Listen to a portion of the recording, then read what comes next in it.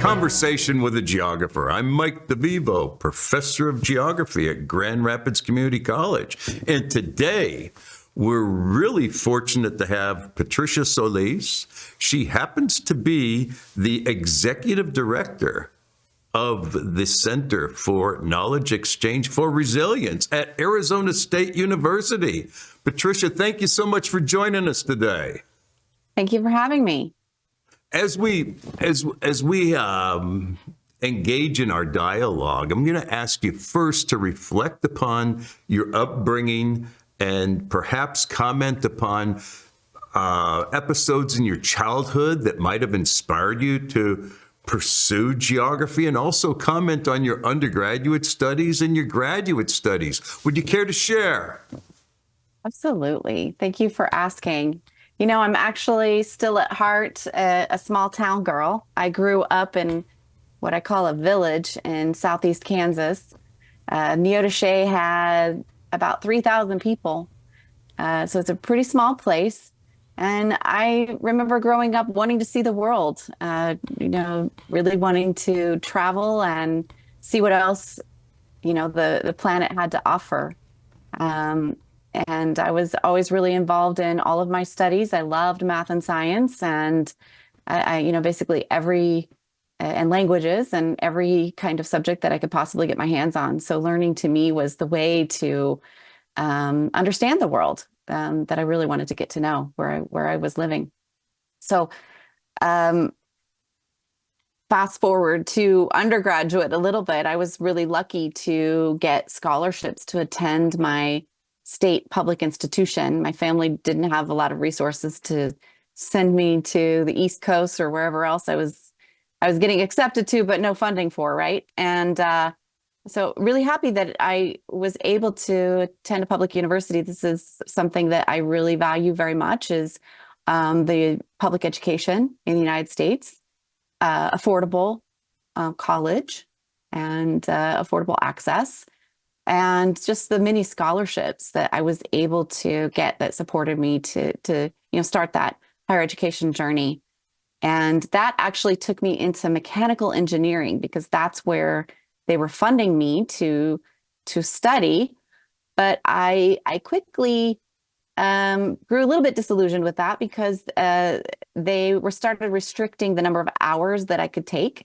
I was taking 24 credit hours a semester. I know that sounds insane, but in addition to working and my social activities, I was in the marching band at Kansas State. And, they basically said, you got to get serious and just do your studies, and this is too many hours. And despite, very good grades, I said, I think I will go to a different department and see what they would let me do. So I had a very wonderful professor in my physics classes that I really enjoyed very much. And they said, sure, come study physics. I was the only woman. I think they were really pleased that I moved over there. So they basically let me do whatever I wanted to. They let me take all the classes that I wanted, and they were super encouraging.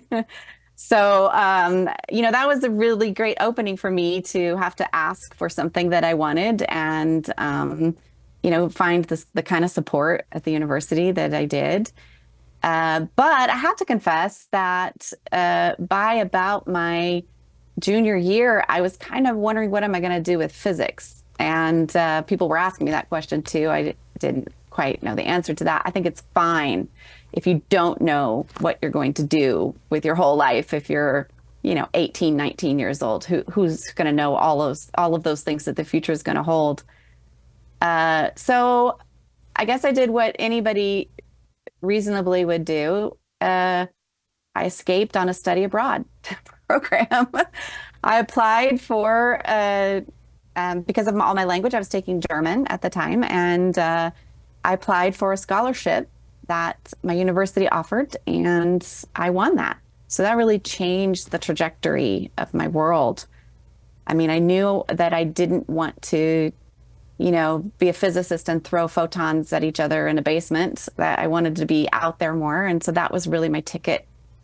So I spent a whole year in Zurich, Switzerland at the ETH, the Federal Institute of Technology there, which is kind of the MIT of Europe, I guess. So super privileged to be able to be there, and just started taking a lot of electives in physics. I took medical physics, I took, nuclear physics, and then I took geophysics.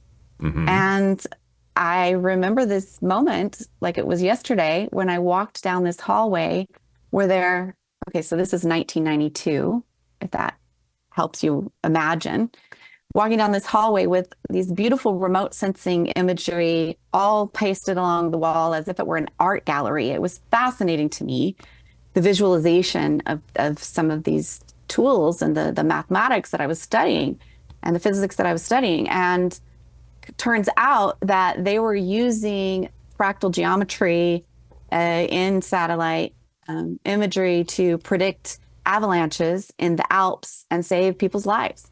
And I said, wow, this is great. You've got the physical stuff, you've got humans involved, you've got this beautiful visual tools and analytics, and we're saving lives with this. I'm in. So that was really my moment to try to discover geography. And, from that experience, I went back and, of course, finished up my physics degree. I was very close, and then went right into my master's program in geography. And do you recall influential mentors in your master's program? Yes, absolutely. And I'm still in contact with many of them today. My advisor, the current chair at Kansas State, Chuck Martin, actually, was one of the people who connected me up. He has connections in Germany, and so he was very helpful. And he's the retiring chair right now. And Dwayne Nellis was super influential. He was on my committee, and then turns out later on in life, I reconnected many times with him. In Texas. Actually ended up working with him, yes, at Texas Tech when he was president. Very wonderful man who has, a service mindset that I think I really adopted.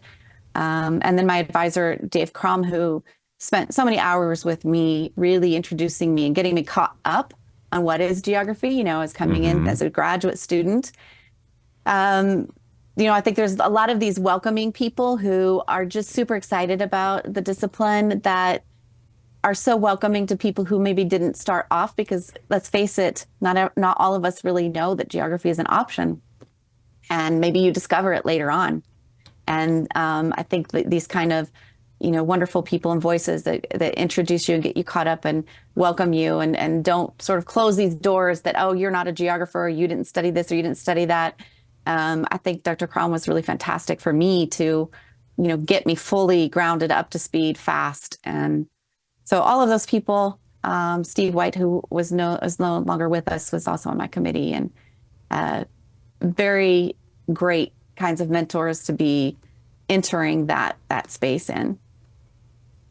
And then from Kansas State, you went to Iowa City. That's right. Well, I had a little bit of a break. I worked for a small town, not quite as small as my hometown, but a town of about 20,000 people out in western Kansas, a city by the name of Liberal, which it's not a liberal place for sure. But I worked for City Hall there and got my feet wet in community development, economic development. And, I think that was a really great experience for me for those few years that I was there, to also engage and understand what it means to be engaged with community. And I think that really gave me a grounding and a lot of experience and ethics to make sure that my research moving forward really paid attention to the places that we are, right?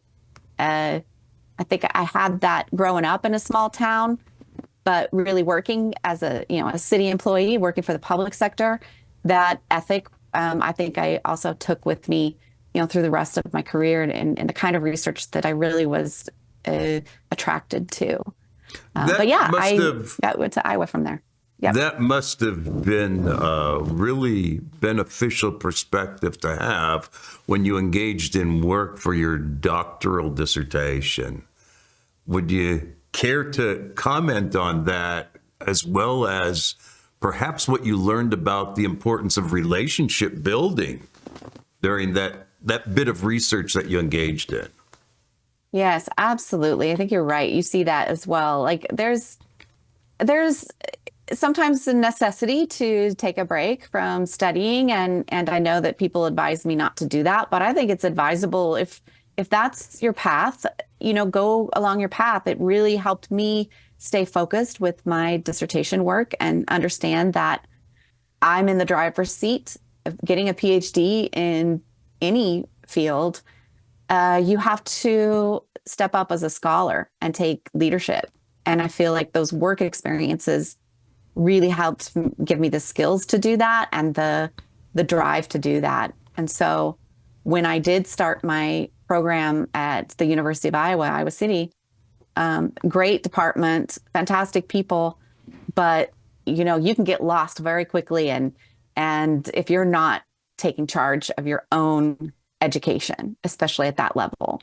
And so I feel like that was very beneficial. I ended up studying a lot of environment and development was my focus, and doing some international work again, this time in Germany and also Argentina, and looking at the way that German development was unfolding through the use of remote sensing and desertification projects in Argentina. So that really helped me a lot.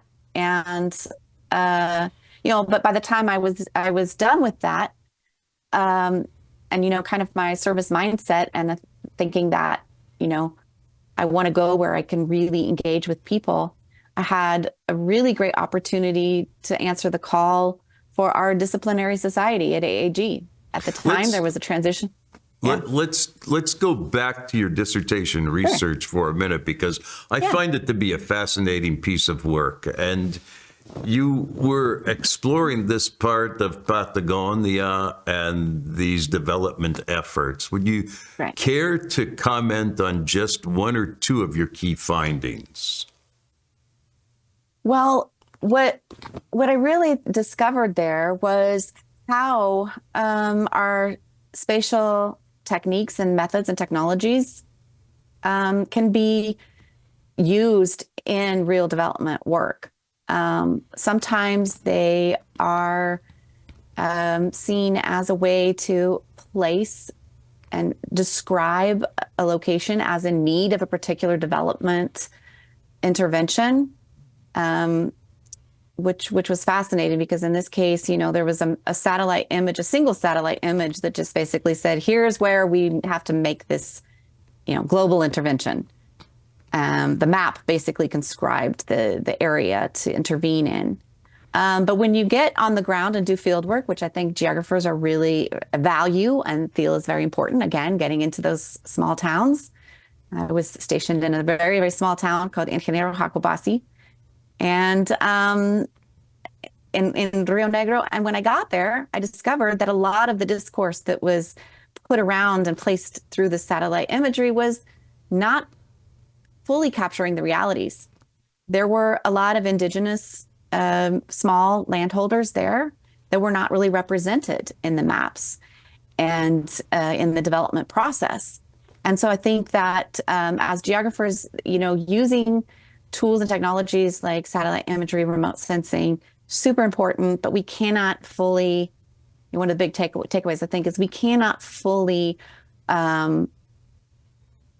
contemplate the kinds of actions and needs, addressing needs through a discipline without also being there and being on the ground, engaging people, engaging communities in that kind of a work. So big takeaway for me. Oh, I'm glad you mentioned that, because again, I think it validates this notion that relationship building with the people that modify landscapes and dwell in those landscapes is an imperative for us to understand the character of those landscapes. Right. That's right. And they should have some voice in their own development.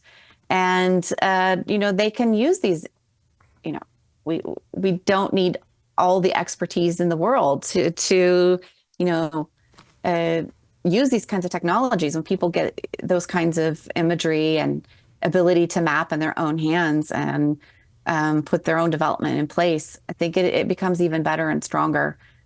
So that's a recurring theme throughout my career, as you could probably hear, is, I definitely believe in the power of geospatial technologies and geographic thinking and geographic learning. But the way that we put those things in place and engage with people is fundamental to making that, really making a difference in the world. So going back to the chronology, you finish at Iowa and you go to Washington, D.C. Did. Yeah, I think that was a shock to some people who thought I was going to go straight to academia and, follow the traditional professor pathway.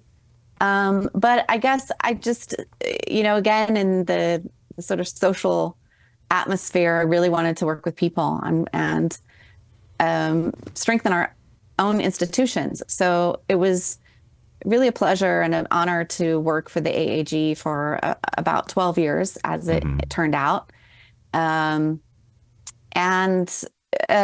Sort of innovate a lot of the kinds of programming that we were able to do as a team. I was, responsible for a lot of the community building, even within our discipline, like the specialty groups, putting together symposia and strategic initiatives with key funding, with seeding and growing our international presence. The international profile of the AAG really expanded greatly in that time. We've spent a lot of dedication to understanding what people around the world were wanting to see in our discipline.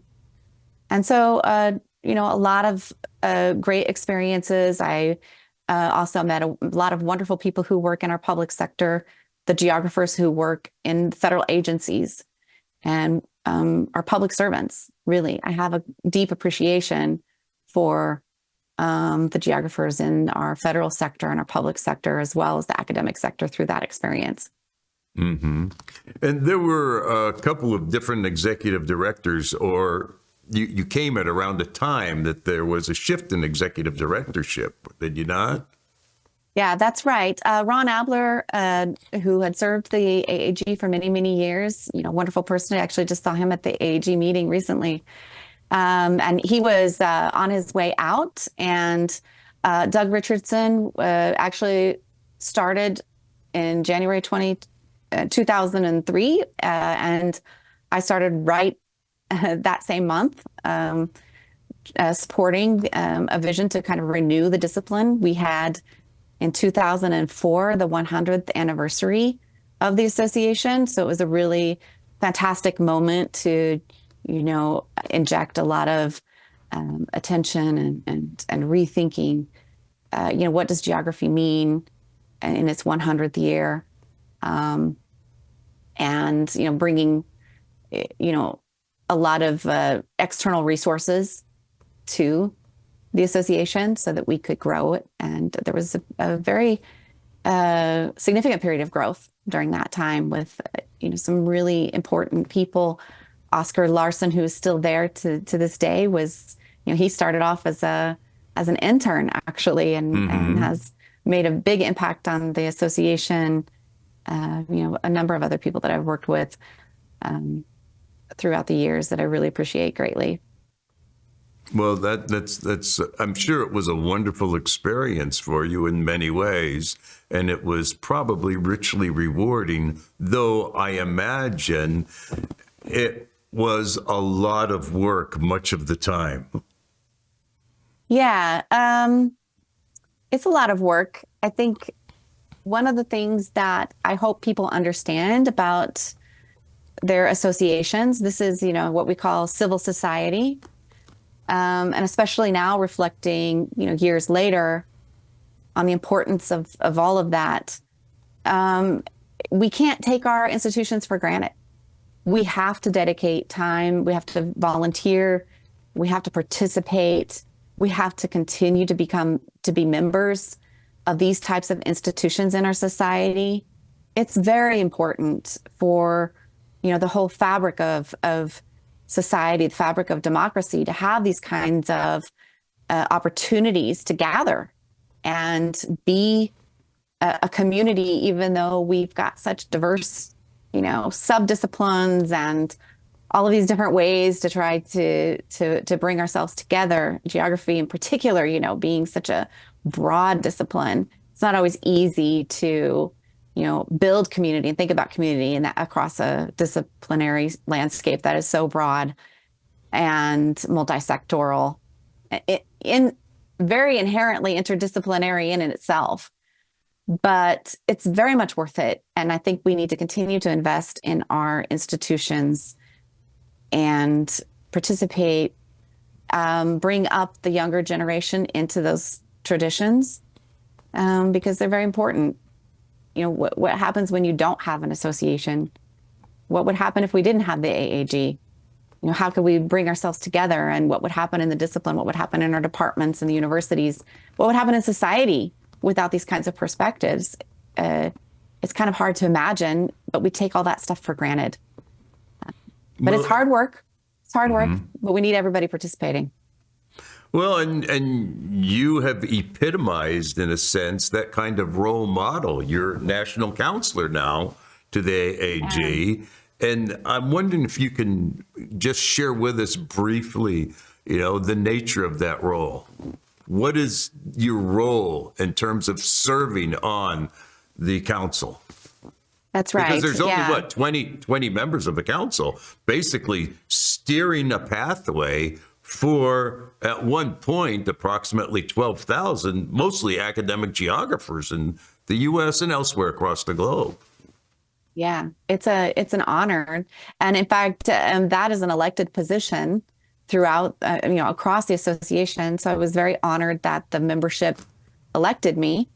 And, I guess I was a little reluctant to immediately serve in sort of a national counselor role right after shifting employment back to the academic sector. I didn't want to be too, connected through the employment, but I think I waited a few years before considering that type of service again.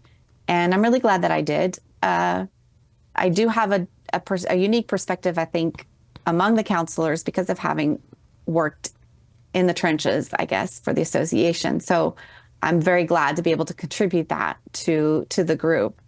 But it is a serious commitment. We need to keep steering our organization in terms of the kind of impact that we want to have as a discipline, but also just, again, taking care of our institutions and making sure that they're fiscally viable, that, everything is running well. A lot of these kinds of institutions really did take a big hit during the pandemic, during the COVID days.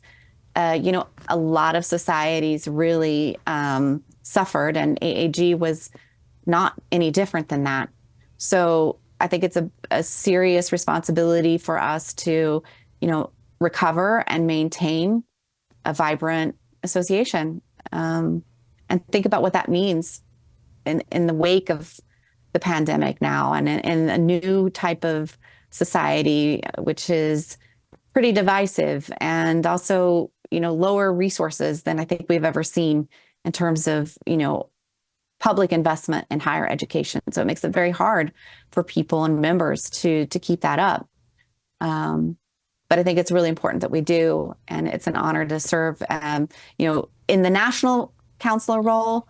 Those of us who are in that position, we look out for the association as a whole. It's really international. There is an international counselor as well, but the idea is that our constituency is all the membership.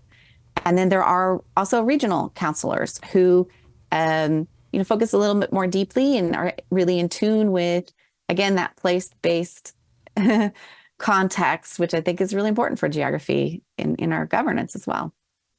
Mm-hmm.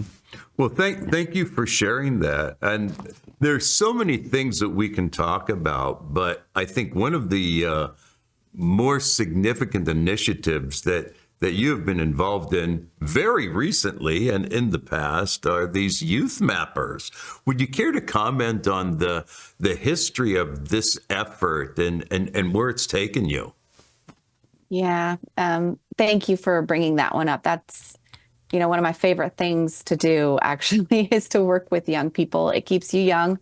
And the seeds of that program actually started when I was working at AAG because of meeting wonderful people throughout the discipline. A lot of the colleagues that have been part of the YouthMappers program have come up through the relationships that were made in the membership at AAG. Not least of which is my very long time friendship with Carrie Stokes, who founded and directs the Geocenter within the U.S. Agency for International Development. Mm-hmm. We did a lot of work together, over the years. But then when I switched to the academic sector and went to Texas Tech, mm-hmm. We started ideating a little bit on, what could we do together? What would we do if we wanted to build something and leverage the academic landscape globally? In a way where I was now situated in, an academic institution. And so we got our friends together at George Washington University, at Marie Price, for example, mm-hmm. Ryan Engstrom, Nuala Cowan, and also West Virginia University. Brent McCusker was there, kind of pulling together and thinking about how could we build something within these institutions to really take advantage of humanitarian mapping, open mapping, and getting people engaged.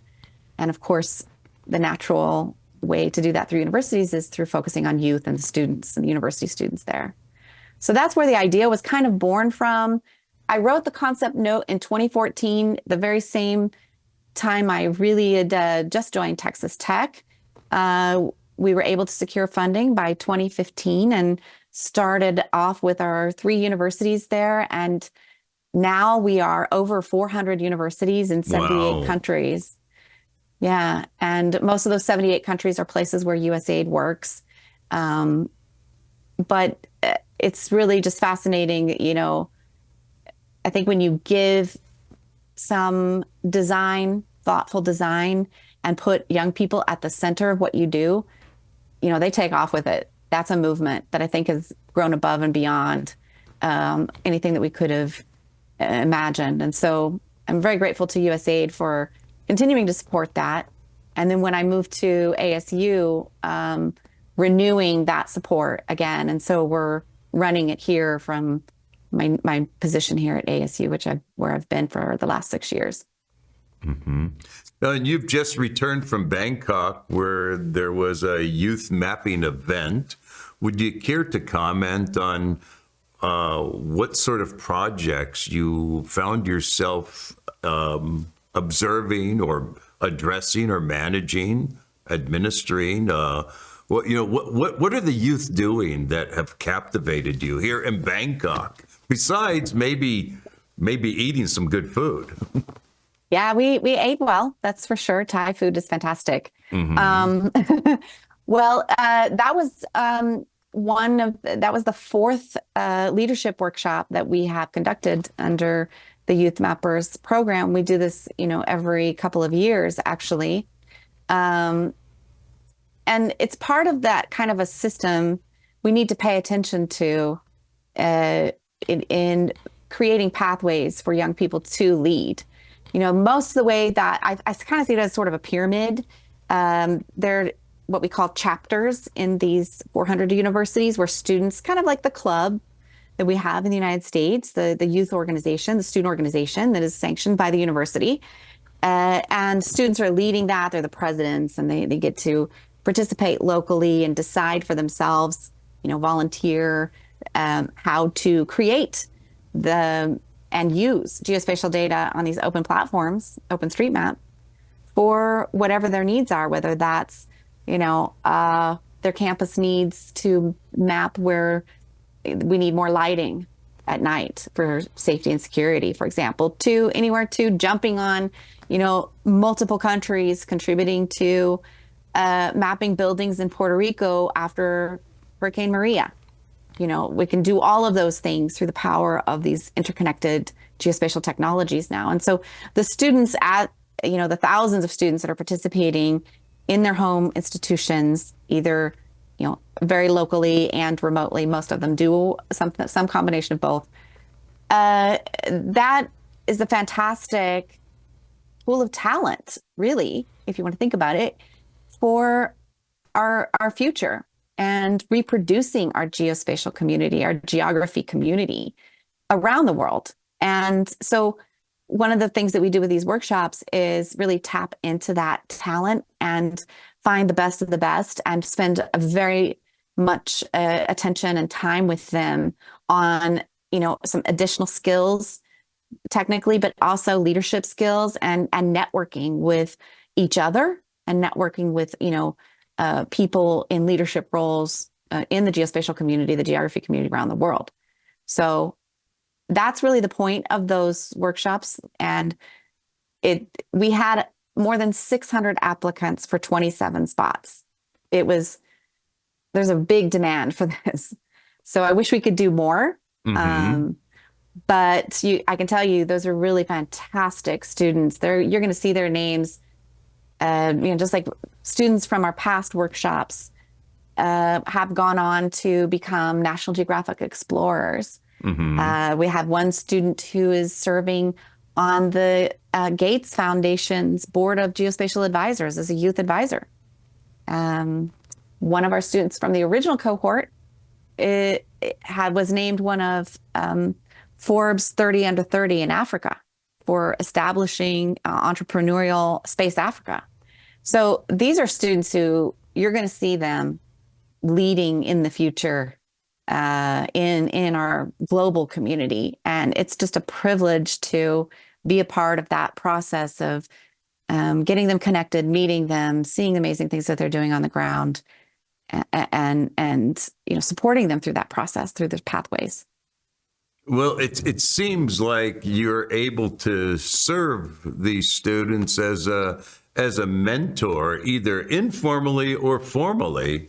And this role of leadership is very important, and it's one that you've taken in a number of positions you've held, and with many of the hats perhaps that you currently wear. I'd like to chat with you briefly about leadership. And that is, what sorts of qualities do you wish to instill within some of these young people engaging in mapping that will take on leadership roles? And what do you believe is inherently important for a leader in the 21st century, especially in our discipline today?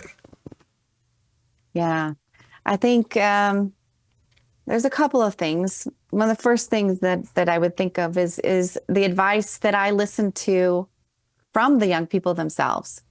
And if you don't have a mentor that is under 25 and mentoring you, you should think about getting one. We all need mentors throughout our lives. And I make it a point to listen as well. And one very wise young person once told me, when I said, "What is it that you need from us as, people who have,